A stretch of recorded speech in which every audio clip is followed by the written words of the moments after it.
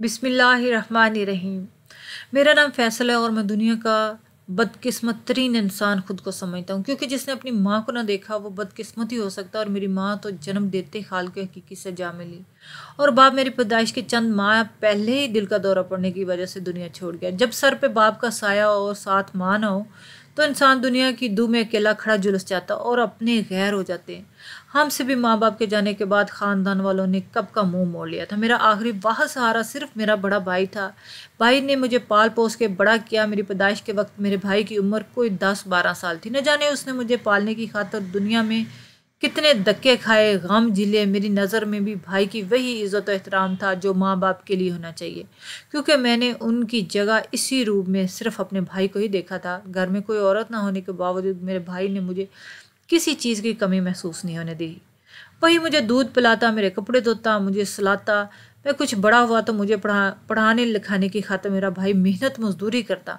क्योंकि मेरी पैदाइश के बाद मेरा भाई अपनी पढ़ाई जारी ना रख सका, इसलिए उसे सख्त मेहनत और मजदूरी करनी पड़ती थी, जिसके बदले में आने वाली रकम से हमारा खाना पीना और मेरी पढ़ाई का खर्चा पूरा होता। मैं तो अभी छोटा ही था, इस बात का ज़्यादा एहसास तक नहीं था कि मेरा भाई घर का गुजारा कैसे पूरा करता होगा, और ना ही कभी भाई ने मुझे ऐसी कोई चीज़ जतलाई। लेकिन जैसे जैसे मैं बड़ा हुआ मुझे इस बात का शिद्दत से एहसास होने लगा कि मेरी खातिर भाई को बहुत मेहनत मशक्क़त करनी पड़ी। भाई की मुझ में जान बसती थी।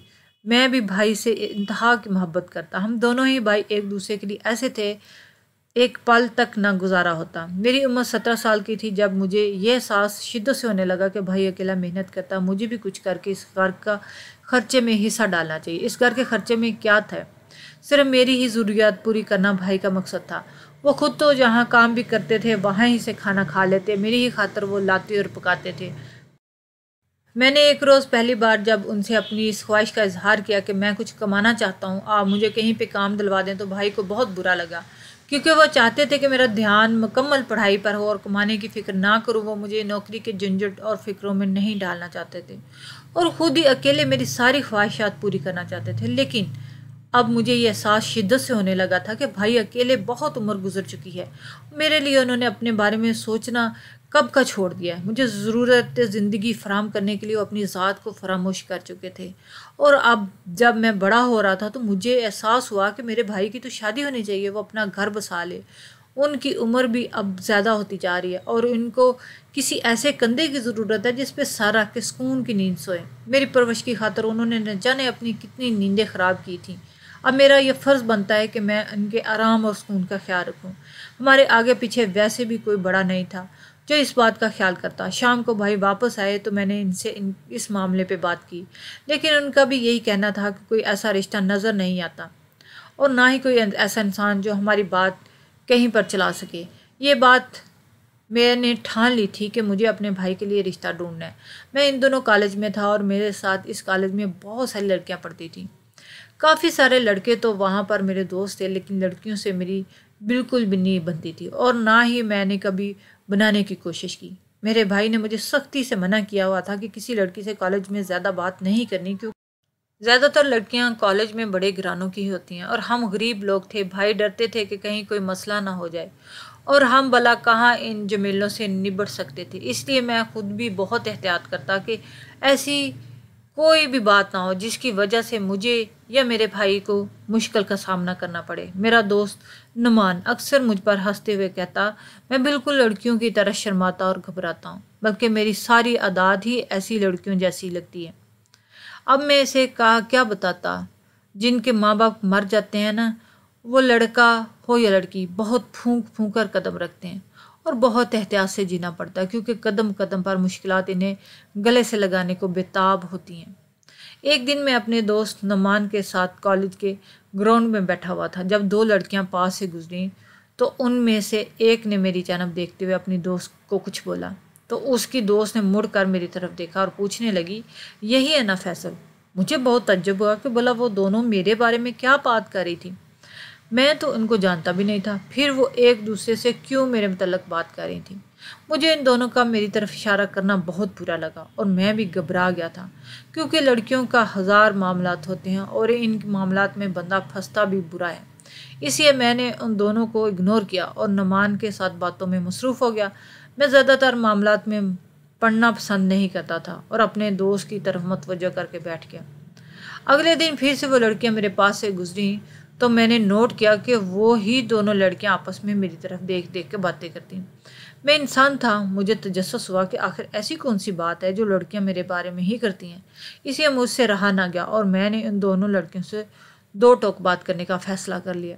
दरअसल मुझे डर ये था कि अगर मेरी तरफ से इनको कोई गलत फहमी है तो मैं बात को साफ कर दूंगा, गलत फहमी को दूर कर दूंगा, क्योंकि मेरे भाई पहले ही ऐसी बातों से डरते थे और मुझे भी कई बार नसीहत कर चुके थे कि इन सब मामला से दूर रहने की। और अगर ऐसी वैसी कोई बात हो जाती है तो मैं किस मुंह से अपने भाई का सामना करता, और अगर ऐसा वैसा कुछ हो जाता तो मेरी वजह से मेरे भाई को भी काफ़ी मुश्किलात सहनी पड़ती, जो कि मैं बिल्कुल नहीं चाहता था। इसलिए मुझे बेहतर लगा कि दो टोक बात करके हर तरह की गलतफहमी दूर की जाए। इसी मकसद के लिए मैंने इनके करीब जाकर पूछा कि कल से नोट कर रहा हूँ कि शायद आप लोग कुछ बोलना चाहती हैं, तो जो कहना है एक ही बार साफ साफ कह दीजिए।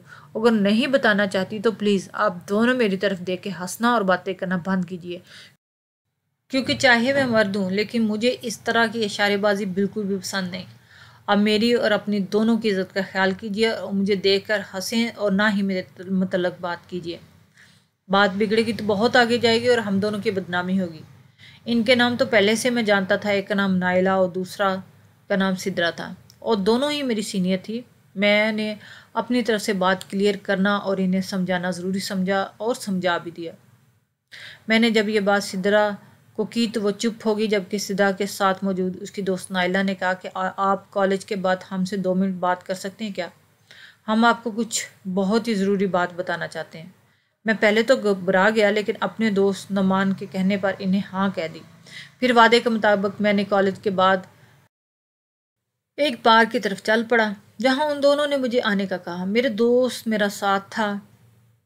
मैं अपने दोस्त को लेके उन दोनों के पास गया और वो बात पूछी जो बताने के लिए नाइला ने मुझे बुलाया, और मेरे पूछने पर नाइला ने मुझे ऐसी बात बताई जिसका मैं तसव्वुर भी नहीं कर सकता था।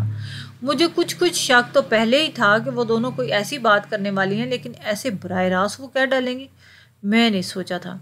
और दूसरा, जो बात वो कह रही थी मेरे नज़दीक वो बेवकूफ़ाना बात थी जो मैं सोचना तो दूर सुनना भी नहीं चाहता था। नाइला ने चिचकते हुए बताना शुरू किया।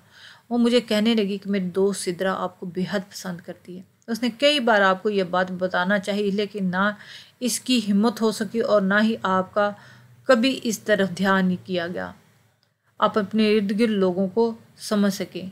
इसकी बात सुनकर मेरे तो होश उड़ गए। मुझे इस बात का डर था किसी लड़की का कोई मामला मेरे गले न पड़े, और वो तकरीबन पड़ ही गया था, लेकिन मुझे अपने आप को इससे बहुत दूर रखना था।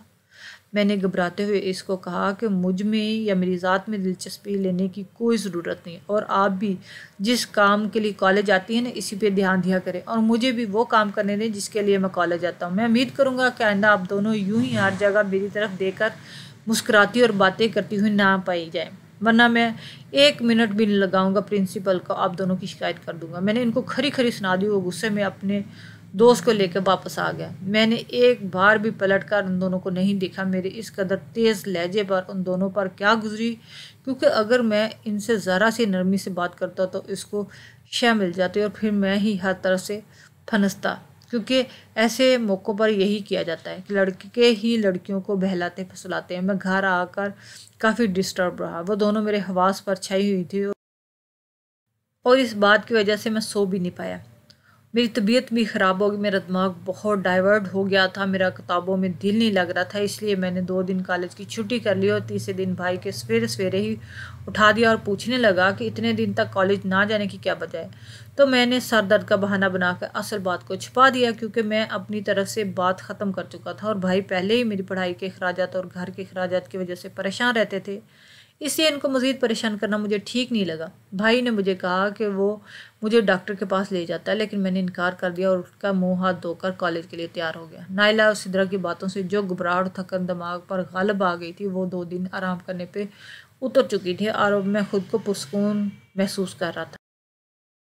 इसलिए कॉलेज रवाना हो गया। मैं कॉलेज पहुंचा तो मेरा दोस्त सुलेमान मेरा मुंतज़र था। 2 दिन से मैंने अपना फ़ोन भी बंद कर रखा था, तो वो परेशान था मेरे लिए।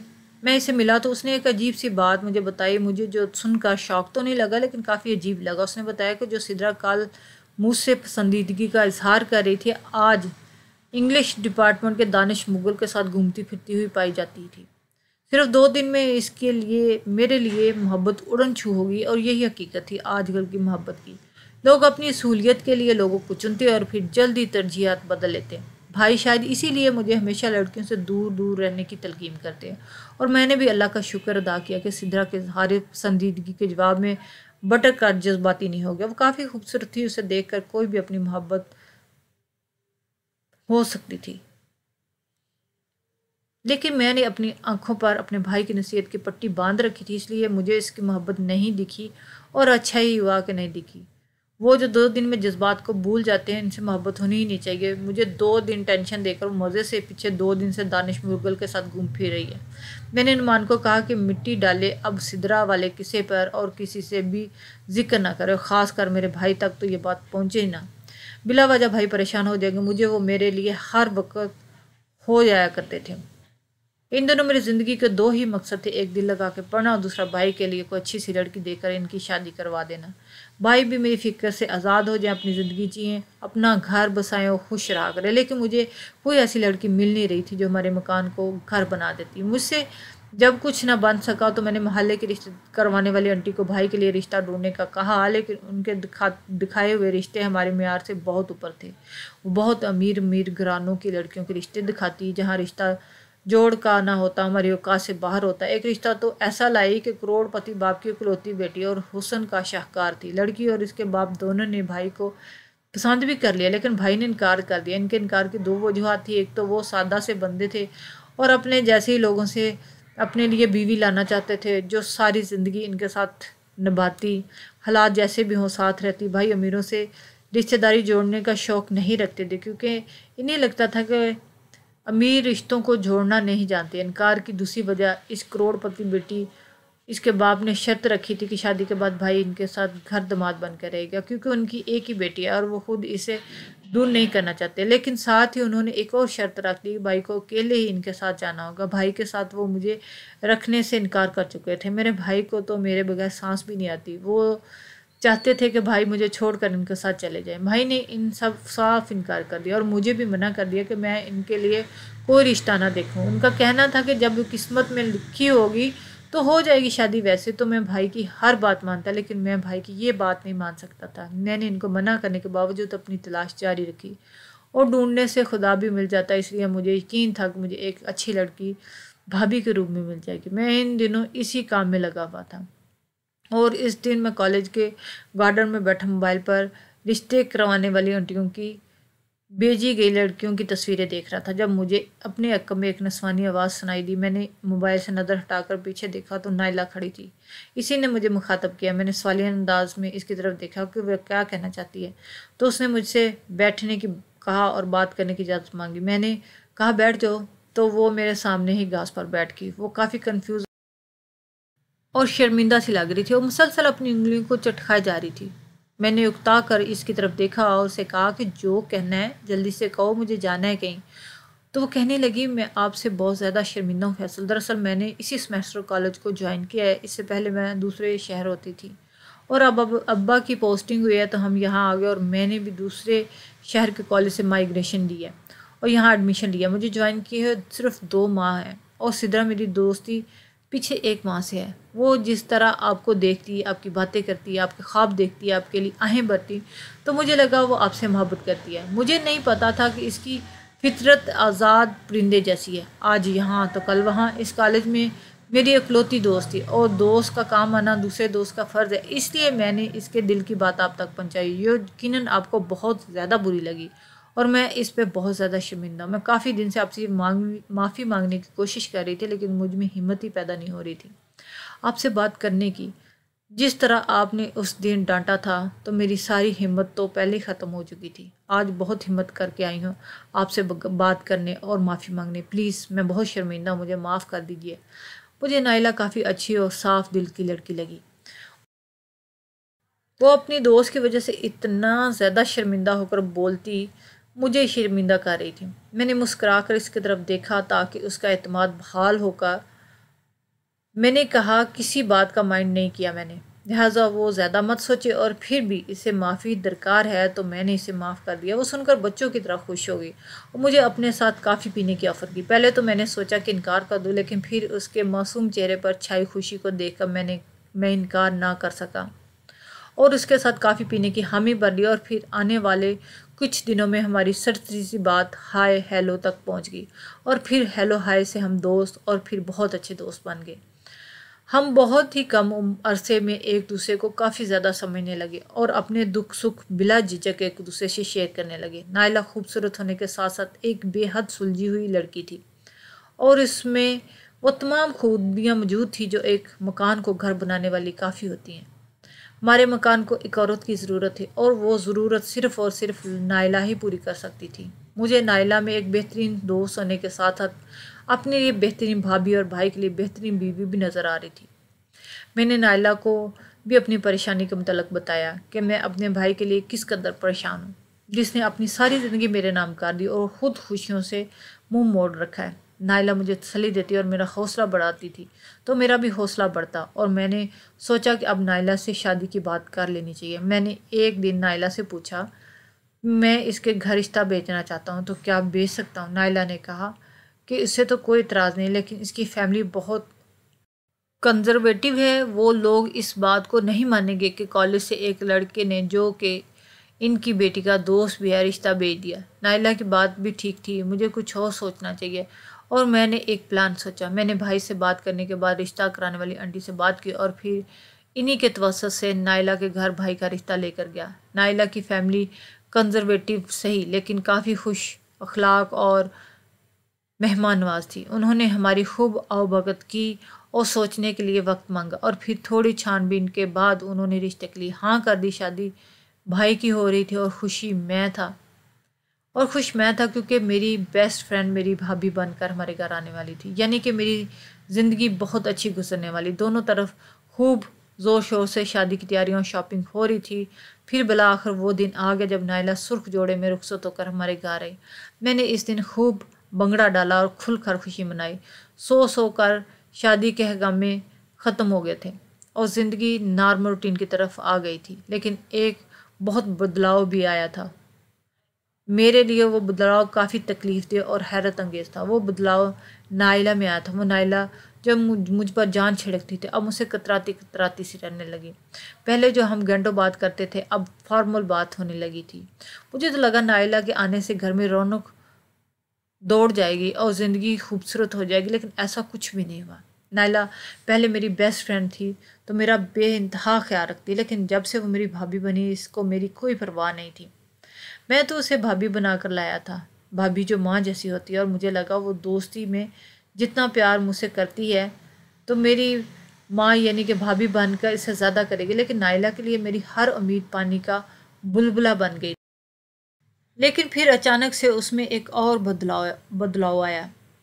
वो एकदम से ठीक होगी, यानी कि पहले जैसी होगी। उसने वैसे ही मेरे साथ हंसना बोलना शुरू कर दिया जैसे पहले होती थी। वो काफ़ी अजीब होती जा रही थी, लेकिन जब उसने पूरी तरह से एक भाभी माँ की जिम्मेदारियां निभाना शुरू कर दी तो मैं इससे मुतमईन हो गया। भाई भी इससे काफ़ी खुश थे और इसके हर बात मानते थे। इसने भाई की मेरे लिए मोहब्बत बांट दी थी, लेकिन मुझे बहुत बुरा लगा था। भाई और नायला को खुश देखकर मैं खुश हो जाया करता था। एक दिन रात के वक्त नायला के सर में शदीद दर्द शुरू हो गया। भाई किसी काम में मसरूफ़ थे तो नायला ने मुझे करीबी क्लिनिक से मेडिसिन लाने को कहा।